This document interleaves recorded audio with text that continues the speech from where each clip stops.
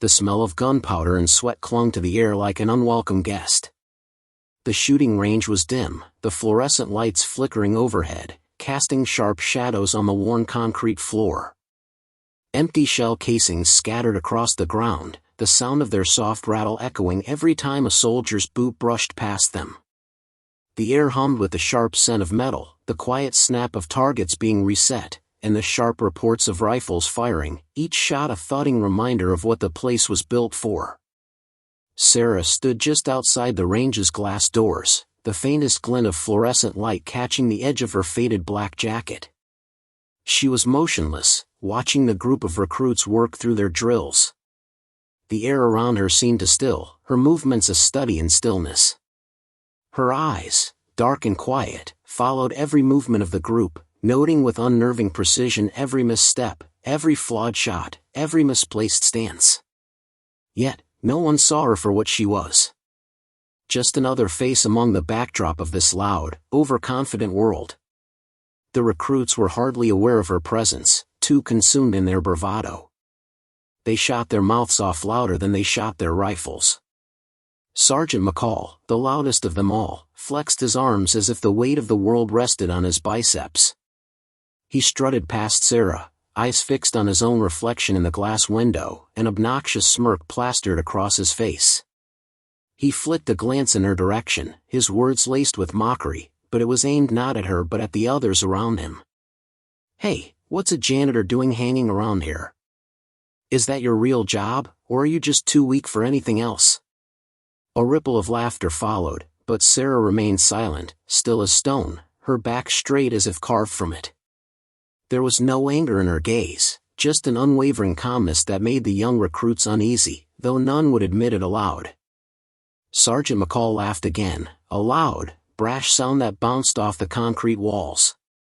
He flicked his thumb toward her, as if she were nothing more than a speck of dust.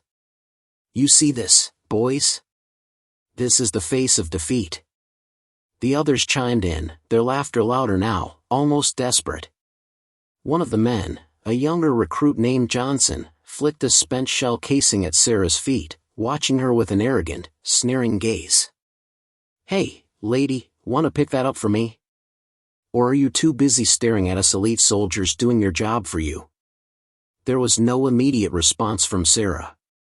She bent down without a word, the movement smooth, calculated, almost like a whisper of a memory. She didn't flinch when the chuckles grew louder.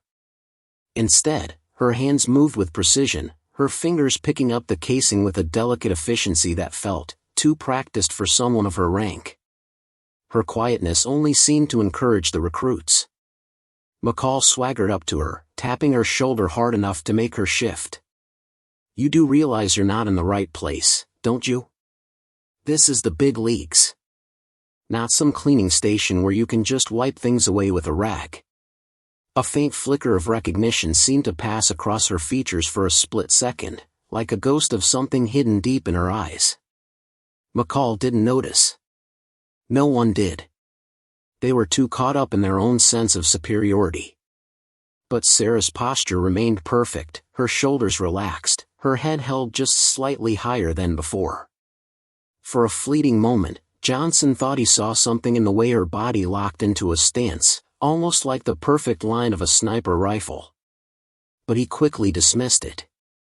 The taunts continued, each word a sharpened knife aimed at a target no one could quite understand. They thought they were breaking her, but in truth, they were only revealing the cracks in their own armor. The recruits, loud, arrogant, overconfident, had no idea what it was like to truly be still.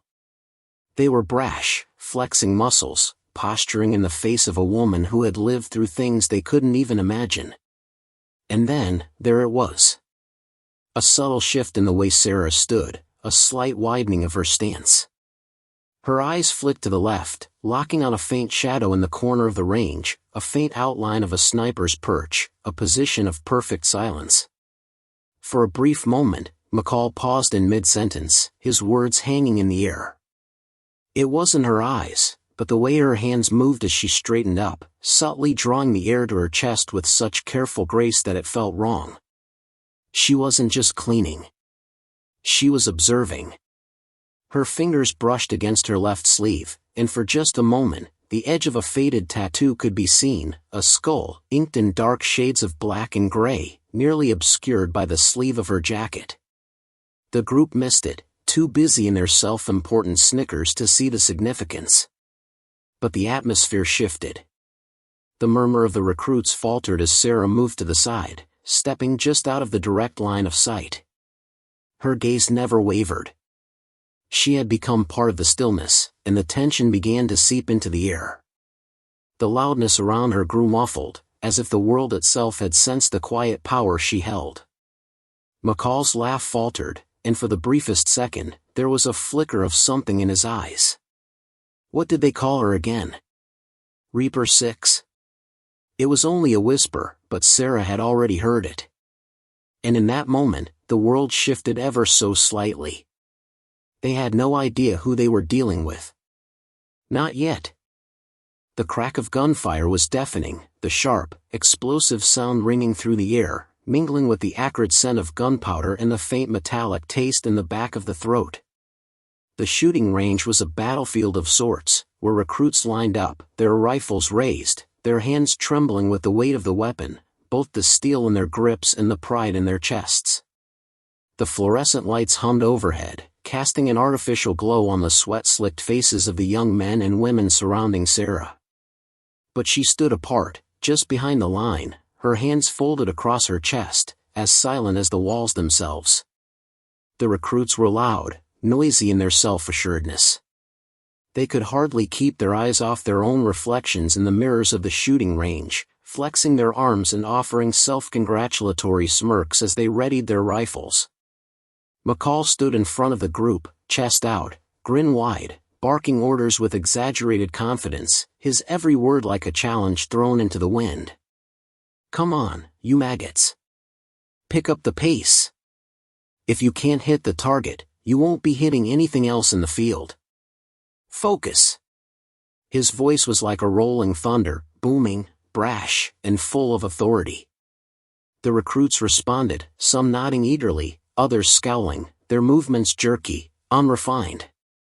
Their eyes flickered with uncertainty beneath the bravado, but they hid it well. For now. Sarah's eyes narrowed slightly as she observed them from a distance. She knew how this would go. She had seen it too many times before. Young soldiers, cocky and overconfident, eager to prove themselves in front of the others. Their weapons were held too loosely or too tightly, their postures betraying a lack of experience. But to them, this was a game. One recruit, a lanky private named Johnson, swung his rifle up, his grip too wide and his aim off-center. He squeezed the trigger, and the shot rang out, but it was wide, so wide, in fact, that the round struck the edge of the target frame. The sound of the bullet thudding into the metal echoed across the range. McCall rolled his eyes. Damn it, Johnson. What the hell was that? You shoot like you're trying to swat a fly. Johnson's face flushed red. He fumbled with his rifle, muttering curses under his breath, but he quickly regained his composure, shaking his head as if the error had been nothing but a fluke. He raised the rifle again, determined to correct the mistake, but the tension in his posture betrayed the nerves running beneath the surface.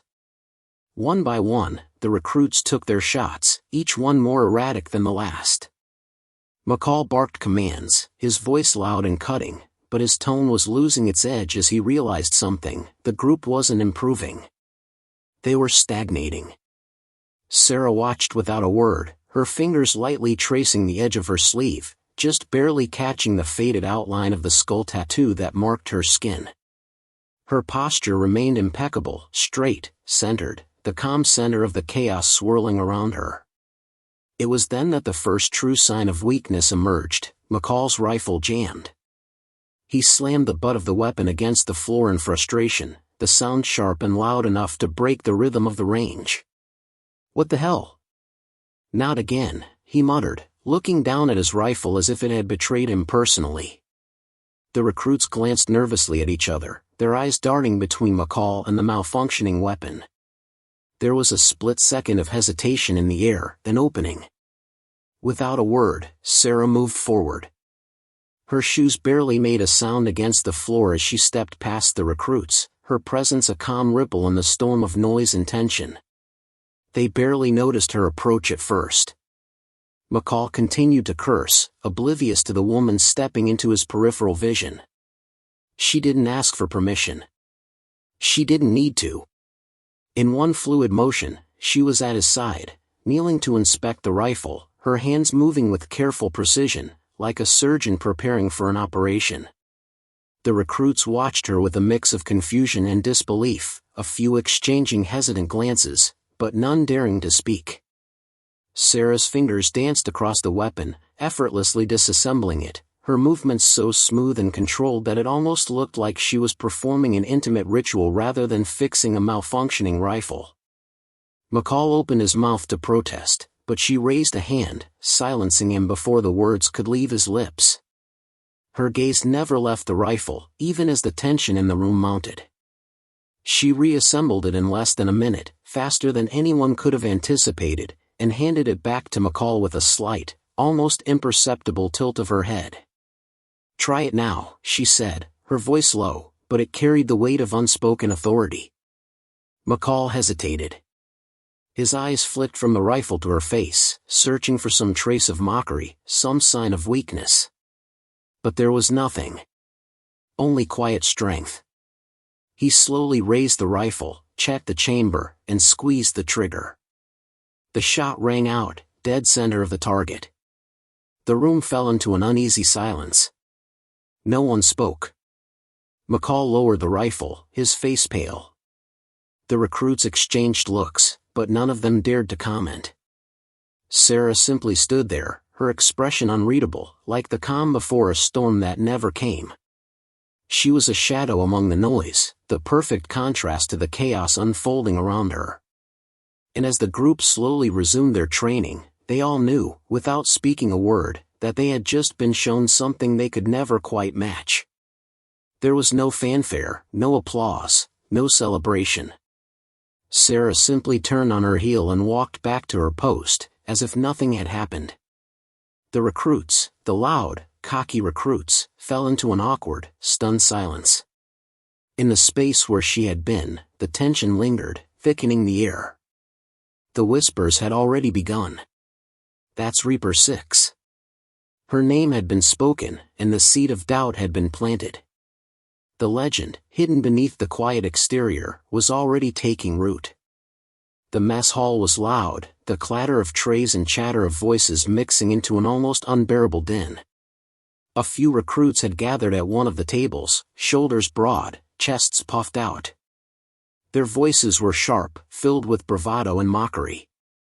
McCall sat in the center, his posture still arrogant despite the quiet storm that had gathered around him since Sarah's demonstration on the range. The air was thick with whispers, but no one spoke her name out loud, at least not in front of the rest. "Can you believe that woman?" Johnson scoffed, his words laced with lingering disbelief. "I mean, who does she think she is?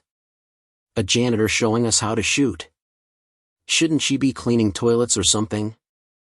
The others chuckled, but the laughter had an uncomfortable edge to it. The tension was still there, a hum just beneath the surface. They couldn't shake the memory of her calm precision. How she'd fixed McCall's rifle without breaking a sweat, without a word. They hadn't seen anyone move like that before. No one had. Sarah sat alone at a corner table, the contrast between her stillness and the chaos of the room almost surreal. The noise of the mess hall buzzed around her, but she remained untouched by it, her focus somewhere beyond the raucous chatter. Her tray, barely touched, sat in front of her, a half-eaten meal forgotten. Her hands rested in her lap, fingers tapping lightly against the edges of the plastic tray, a soft, almost imperceptible rhythm. The room's energy shifted as the door opened. The commanding officer, Captain Richards, strode in, his boots echoing against the tile floor, sharp and deliberate. The room stilled for a moment, and a few of the recruits straightened up as he passed by, but his eyes didn't linger on them. He walked right past the noisy table, his gaze finding Sarah at the corner. There was no announcement, no fanfare. He simply nodded to her as he passed. "Reaper 6, he murmured, just loud enough for her to hear. The recruits froze. The silence in the room stretched long, thick with the weight of something unsaid. They had heard the rumors, the whispers of a legend, but none had dared to believe it. Until now. Until the silent woman who cleaned the hall had turned the tide in a moment. One by one, the recruits turned their heads towards Sarah, the noise of the room fading into a hum. The smugness of McCall's earlier laughter was gone, replaced by a dawning realization, a quiet understanding. Sarah's gaze remained fixed, unreadable, her face the picture of calm. No satisfaction, no pride, just quiet acknowledgement. Johnson was the first to speak, his voice hesitant, unsure. That's really her?" McCall shifted in his seat, his arrogance crumbling piece by piece. The quiet, haunted realization crept into his features, replacing his earlier cocky demeanor. He opened his mouth to say something, anything, but the words failed him. No excuses, no bravado. Just silence. Sarah remained untouched, a presence in the room like a still lake, her movements minimal but deliberate. She didn't need to defend herself. She didn't need to prove anything to anyone. A few moments passed before McCall cleared his throat, trying to salvage the situation, but his voice faltered. Look, sorry about earlier, okay? We didn't know." The words were empty, but they hung in the air like a broken apology, an attempt to fill the uncomfortable space between them. Sarah didn't respond right away. She simply picked up her tray, the soft scrape of the plastic against the table the only sound. She stood, her posture as perfect as ever. The recruits watched her, their gazes heavy with an unspoken mix of awe and regret. Then, with quiet precision, Sarah turned to face them. The room seemed to hold its breath. She didn't raise her voice. She didn't need to. Her words carried their weight in the stillness, as sharp as any weapon. Loud doesn't mean strong. Calm does.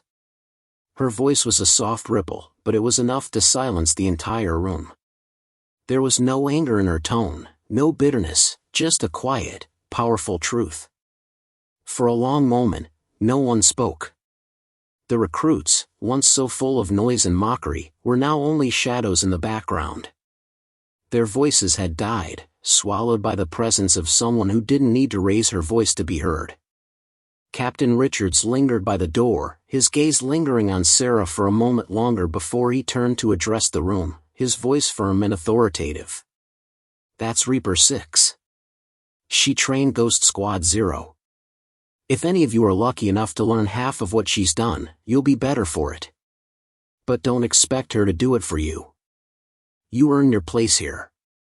The room felt small, the weight of Richard's words pressing down on the recruits like an unspoken challenge. As Sarah walked to the door, her figure framed by the harsh light of the hall, a few of the recruits straightened up, their eyes watching her, a new kind of respect gleaming in their gaze. There was no applause, no recognition beyond the whispered reverence left in her wake.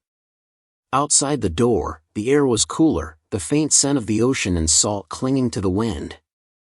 Sarah took a breath, her eyes lifting to the horizon, the weight of the past resting lightly on her shoulders. The world would continue to move, would continue to mock and challenge, but she had already made her mark. Some warriors fought loudly, their names ringing out in battle cries. Sarah fought quietly, in the shadows, and the war never saw her coming. In the mess hall behind her, a new culture had begun to take root. The recruits would whisper her name, and with each whispered story, the legend of Reaper 6 would grow, one quiet lesson at a time.